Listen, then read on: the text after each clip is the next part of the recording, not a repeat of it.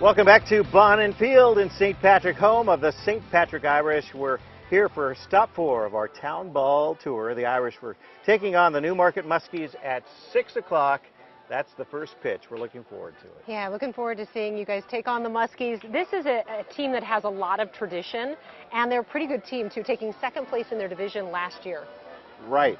And we know there's a great mix of players, including the guy who's sitting next to us here. This is Bill Dunker. And Bill, you're the old guy on the squad. You've got as young a player as 16, you were telling me, correct, and you're 42. Yep, turned 42 Friday, so that's what happens. And most of the players you're saying played at least high school, but a lot of you played college ball. Yeah, I'll bet half our guys were college players, sure, or going to. Right. The high school kids are graduated and going on. The one Bromer is going to Concordia-St. Paul. We had a guy at St. Cloud, 2 over 3 of them are at Mankato still, so they're all active. It's fantastic. It is. Tell us about the dynamic and about town ball. I mean, you're not just here just to play a baseball game, although that's fun, and I know it keeps bringing you back year after year. But what else is involved in this? You talked about hanging out after the game. You're friendly with Newmarket, sure, and so you guys will hang out afterwards. And the whole experience, what is it about? It's what you see behind us.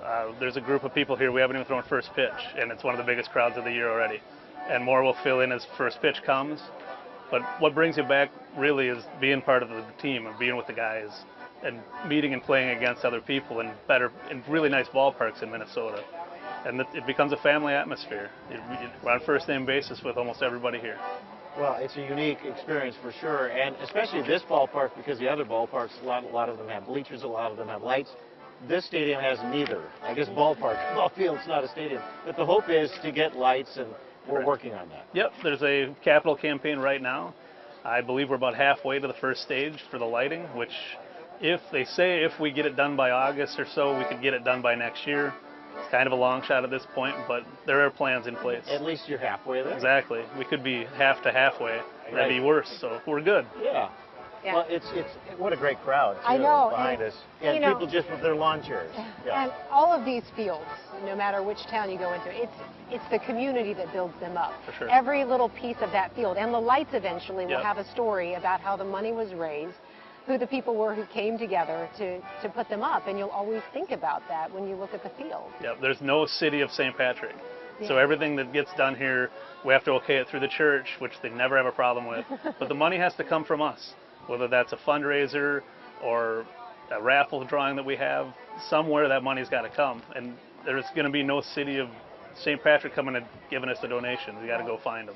Right. And I love it. We've talked about this at the top of the program here, that you've got a ballpark, you've got a church, and you've got a bar. Yep, that's it. That's pretty much it. And the old couple living across the street's been there for as long as I can remember. Yeah. That's about it. Yeah. Do they have to approve any field improvements? The church does. Well, I mean, I just... No, they don't. As long as we don't break a window, okay. which we've broken a window, but we're usually pretty good about replacing it. And they're good about it. Yeah, I imagine so. I think they enjoy the children running through their lawn, getting the foul balls. They've been there forever. At least 18 years I've been here. So Bill, at 42, are you nearing your retirement from town ball? This is it. This is the your last season. year. It's Oh, 25 seasons. So. Yeah. So it'll be bittersweet. It is. It already is. This will be the last time I played the Muskies. And if you put it in perspective, it's bittersweet because I did enjoy a lot of battles with a lot of the guys down there. Sure. And maybe they won't miss me. Maybe I won't miss them so much too because of that. But it's one of those things that you know when the time comes, and sure. the time is now. It's a big place in your heart, though. For sure. Yeah. And I'll never leave. Yeah. You never really leave it once you're a part of it. It's been almost half my life. Absolutely. So you never really leave. Yeah.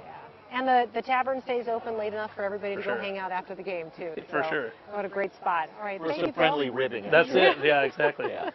Nothing unfriendly, right? Yeah, right. Right. Well, Bill Dunker, thanks for joining us. Thanks for having me.